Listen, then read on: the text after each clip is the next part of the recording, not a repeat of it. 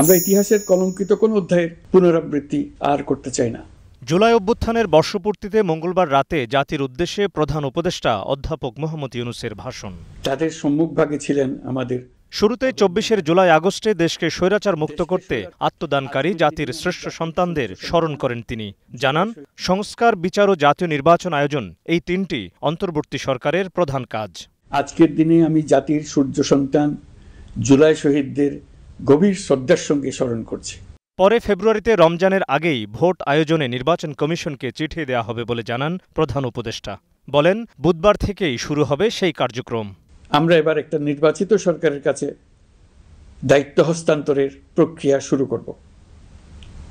অন্তর্বর্তী সরকারের পক্ষ থেকে আমি প্রধান নির্বাচন কমিশনারের কাছে চিঠি পাঠাব, যেন নির্বাচন কমিশন আগামী রমজানের আগে ২০২৬ সালের ফেব্রুয়ারি মাসে জাতীয় নির্বাচন অনুষ্ঠানের আয়োজন করেন।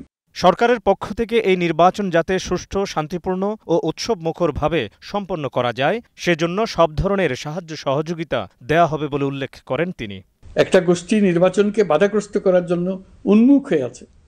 তারা দেশের গণতান্ত্রিক অগ্রযাত্রাকে ব্যাহত করতে দেশের বাইরে বসে ভেতরে থেকে নানা অপচেষ্টায় লিপ্ত রয়েছে।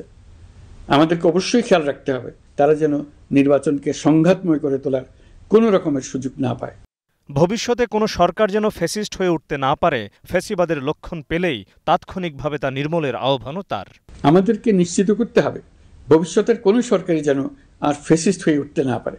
রাষ্ট্রকে এমনভাবে মেরামত করতে হবে যাতে কখনো কোথাও ফ্যাসিবাদের লক্ষণ পাওয়া গেলেই সেটিকে যেন তাৎক্ষণিকভাবে সেখানেই নির্মূল করা যায়, আর যেন ১৬ বছরের জন্য অপেক্ষা করতে না হয়।